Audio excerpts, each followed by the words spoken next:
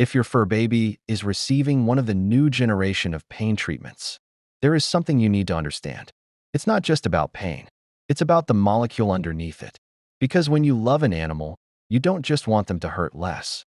You want to know why they're hurting. You want to know what the treatment is doing inside their body.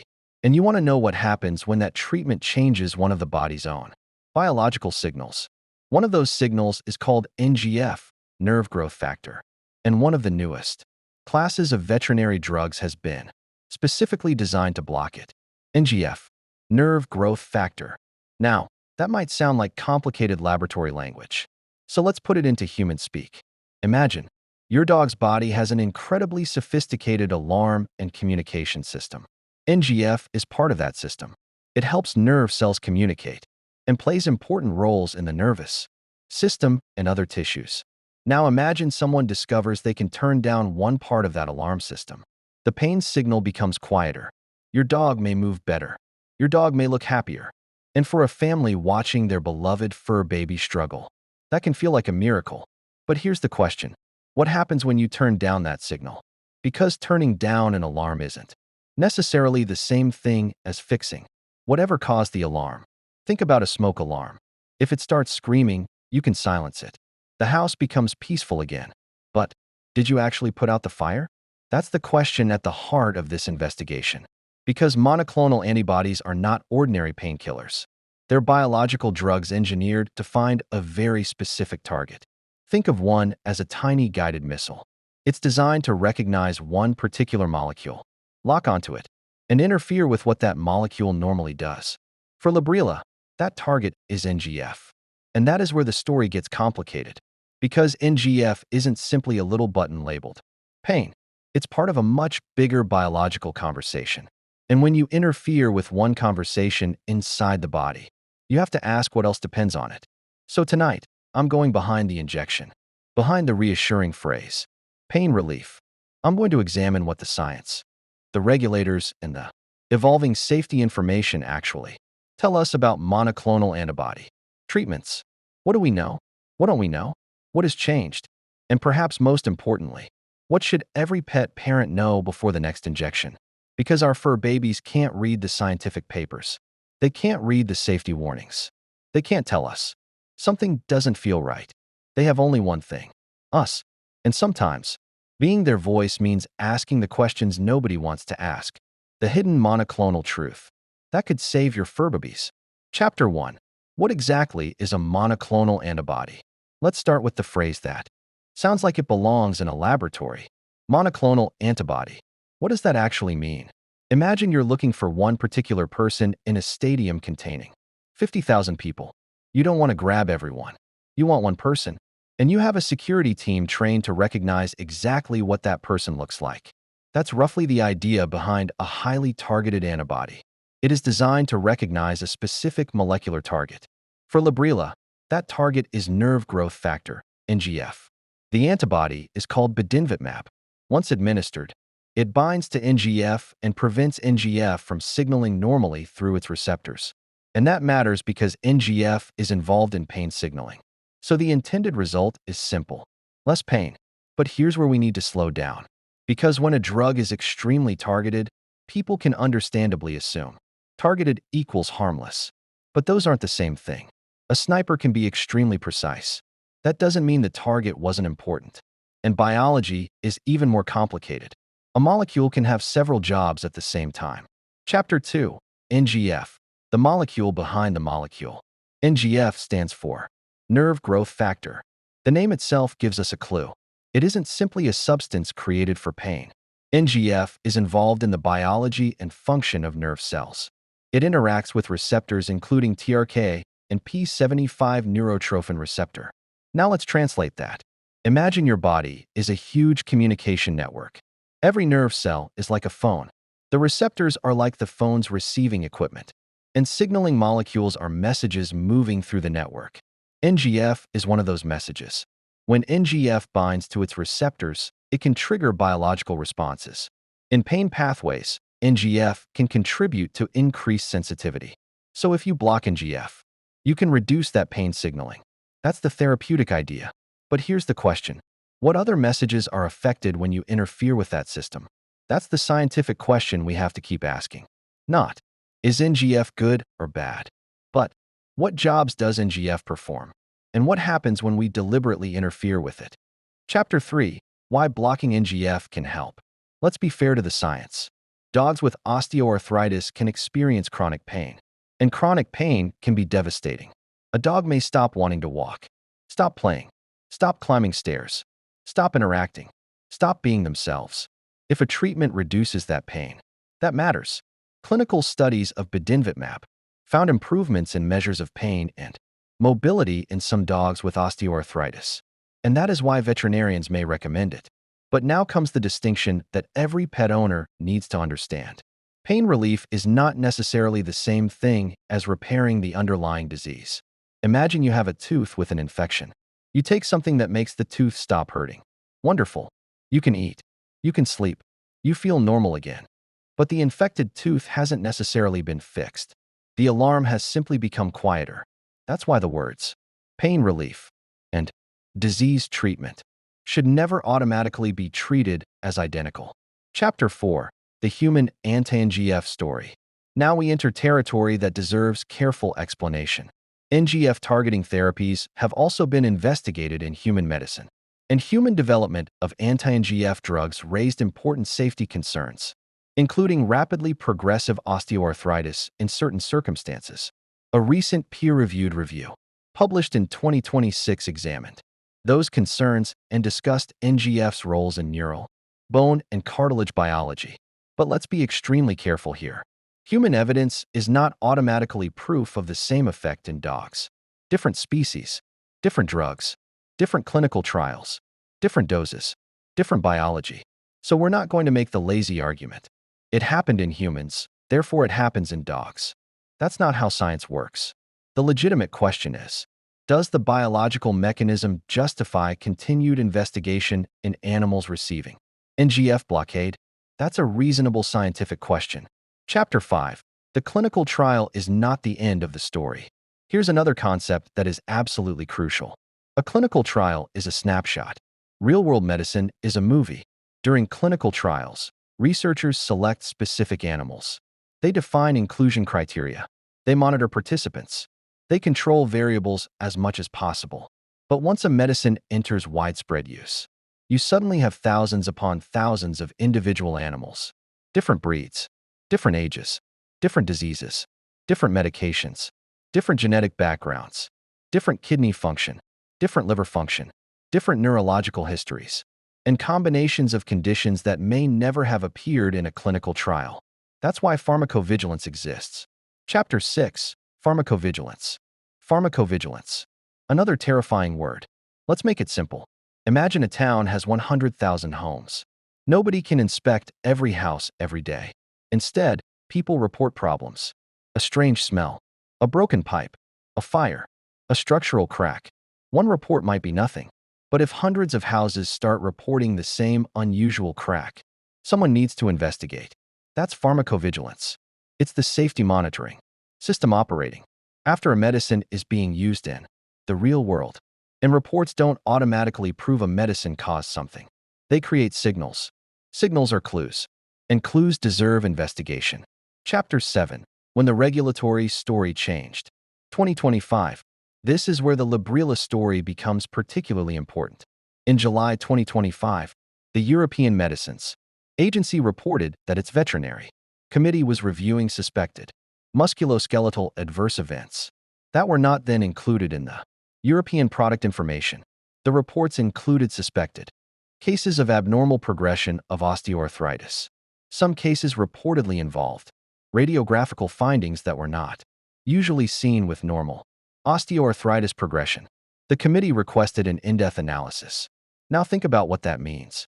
The regulator wasn't saying, "We have proved Librela causes this in every dog."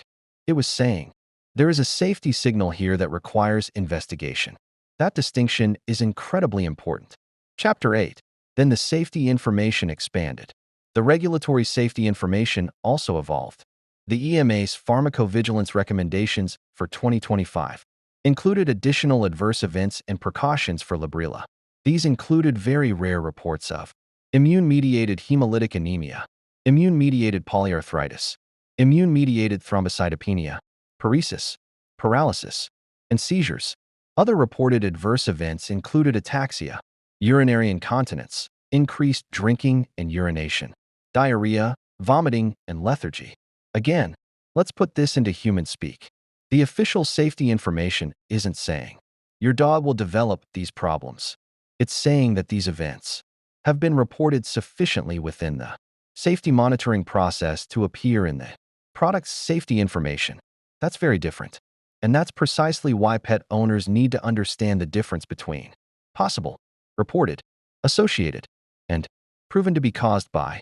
Chapter 9, May 2026, another piece of the puzzle. May 2026. Then another important development appeared. In May 2026, the EMA reported an update to Librela's product information. The changes added very rare adverse events including joint swelling, joint pain, bone and joint disorder, and arthritis. The updated information also included advice to consider additional diagnostic investigation and, depending on the circumstances, discontinuation when a dog develops new or increased joint swelling or joint pain following treatment. Think about that. The treatment is intended to help relieve osteoarthritis-associated pain, and the regulator's safety information now specifically addresses new or increased joint pain and swelling after treatment. That doesn't prove causation in every case, but it does mean this is no longer something responsible pet owners should simply dismiss. Chapter 10. Very rare does not mean not real. There's a phrase that can create confusion. Very rare. What does it actually mean? It means uncommon. It does not mean imaginary. It doesn't mean impossible. And it doesn't mean ignore it. Imagine a lottery with millions of tickets. Your chance of winning may be tiny. But if your ticket is the winning ticket, your probability doesn't matter anymore. You're the person holding the winning ticket. In medicine, rare adverse events can be incredibly important because the purpose of pharmacovigilance is not to eliminate every medicine with a rare risk. It's to identify risks, understand them, and give doctors and patients enough information to make informed decisions. Chapter 11. The question of causation. Now we're going to tackle one of the most important scientific questions. If a dog develops a problem after an injection, did the injection cause it? Not necessarily. If you drink coffee and then get a headache, the coffee may not have caused the headache. If you put on a new pair of shoes and your back hurts, that doesn't prove the shoes caused the problem. Timing is a clue. It isn't proof. But here's the mistake we should never make. Assuming something isn't caused by a treatment simply because causation hasn't been proven. The correct response is investigation. Look at the timing. Look at previous health. Look at other medications. Look at laboratory results. Look at imaging. Look at what happens after subsequent doses. Look at whether similar cases have been reported. That's how you move from something happened to could there be a pattern? Chapter 12. The dog is the data. Here's something every pet owner can do. Keep a timeline. Injection date, medication dose, behavior, mobility, appetite, drinking, urination, bowel movements, vomiting, balance, confusion, weakness, anything unusual. Why? Because memory is terrible at recognizing patterns over months. A written timeline isn't. Imagine this. Injection. Day 3, unusual lethargy. Day 7, gait changes. Day 12, urinary problem. Day 20, partial improvement. Next injection. Symptoms return. That doesn't automatically prove anything. But now you have something a veterinarian can investigate. You've turned a feeling into evidence. Chapter 13. The most important analogy of all. Let's go back to the smoke alarm. Imagine your house has an alarm. Every time there's smoke, it screams. Someone gives you a device that prevents the alarm from making a sound. Suddenly, peace. You sleep. You relax. You think. Fantastic. The problem is gone. But what if there is still smoke? What if the alarm was telling you something important? And what if the treatment doesn't repair the damaged joint? It simply reduces one pathway involved in the pain response. This is why the science matters. Because pain is information, and reducing pain can be incredibly valuable.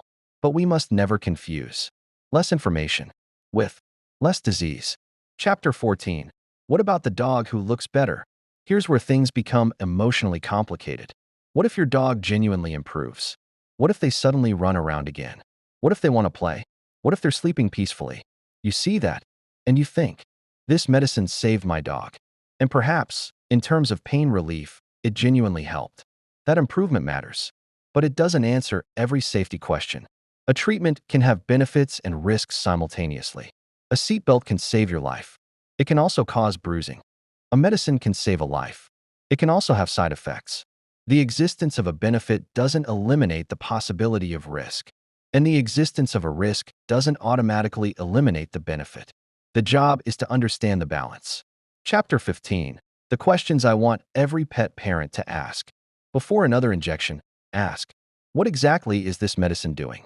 Not just what is it for. What is it doing biologically? Ask, what molecule does it target? What does that molecule normally do? What are the known adverse events? What should I watch for? Does my dog have any conditions that change the risk? What happens if my dog develops a new symptom? And perhaps the most important question, what is our plan if my dog doesn't respond normally? Those are not confrontational questions. They're responsible questions. Chapter 16, where Shadow changed everything for me. These aren't abstract questions. They're personal. Shadow was my fur baby. And when you spend years with an animal, you know their normal. You know their eyes, their gait, their personality, their habits. You notice tiny changes other people might miss. And when something changes, you start looking for answers. That's what happened to me. I started digging. Not because I wanted to believe a particular answer, because I needed to understand. And the deeper I went, the more I realized how complicated this subject really is. I found regulatory documents, scientific papers, mechanism of action studies, safety information, adverse event reports, and questions that don't fit neatly into a 30-second advertisement. That's why I'm making this video. Not to tell you what decision to make for your dog, but to encourage you to understand the decision you're making. Chapter 17, What We Know. Let's strip away emotion for a moment. What do we actually know? We know Bidinvimab is a monoclonal antibody. We know it targets NGF. We know NGF is involved in pain signaling and nervous system biology. We know clinical studies have demonstrated benefits for osteoarthritis-associated pain in some dogs. We know the European safety information has changed over time. We know regulators have investigated emerging musculoskeletal safety signals. And we know additional adverse events have been incorporated into the official safety information. Those are facts. Chapter 18, What We Don't Know. But there are also things we don't know. We don't know that every illness following treatment was caused by the drug. We don't know that every neurological problem in a treated dog has the same cause. We don't know the exact risk for every individual dog. We don't know every possible long-term consequence of manipulating NGF signaling in every clinical circumstance. And we don't know whether every reported association will ultimately prove causal. But here's the key. Not knowing isn't a reason to stop investigating. It's a reason to investigate harder. Chapter 19, The Monoclonal Future. And this is bigger than one product. Monoclonal antibodies are changing veterinary medicine. They offer something incredibly attractive. Precision, instead of broadly affecting the body. They can target specific biological molecules. That is powerful. But with power comes responsibility. The more precisely we manipulate biology, the more important it becomes to understand biology. Because nature doesn't necessarily organize itself into neat little boxes. One molecule can be involved in multiple processes. One pathway can connect to another. And when you interfere with one part of the network, the rest of the network doesn't necessarily stand still. Chapter 20. This isn't about fear. I don't want this video to leave you frightened. I want it to leave you informed. There's a difference. Fear says, everything is dangerous. Science says, let's find out what the evidence shows. Fear says, this happened after the injection. So the injection definitely caused it. Science says, let's investigate the timing, alternatives, and biological plausibility. Fear says, very rare means nothing. Science says, very rare means uncommon, but still worth understanding. That's the conversation I want. Final chapter, Be Their Voice. Our fur babies cannot read the product information. They cannot search scientific databases. They cannot read an EMA safety update. They cannot tell us, please investigate this. They depend on us. And that responsibility is enormous. So if your dog is receiving a monoclonal antibody, learn what it does, learn what it targets, learn the current safety information. Watch your dog, keep records, ask questions, and if something changes, don't automatically panic. But don't automatically dismiss it either. Investigate. Because the most important question isn't, are monoclonal antibodies good or bad? That's far too simplistic. The real question is, which dog, which medicine, which biological target, which risks, and what does the evidence tell us? That's where responsible medicine begins. Because our fur babies aren't statistics. They're not treatment outcomes. They're not numbers on a pharmacovigilance spreadsheet. They're the ones waiting at the door, the ones sleeping beside us, the ones looking into our eyes, trusting us completely. And when they can't speak, we have to. Sometimes being their voice means believing them. Sometimes it means questioning what we've been told. And sometimes it means simply refusing to stop asking questions. For Shadow, and for every fur baby whose human is still searching for answers, know the drug, know the risks. Know your Furbaby, because they only get one body, and they only have us. So sign Shadow's petition and help save pets. It's too late for Shadow, but it's not too late for your pets. https://ching.it/v8tjfyxv7r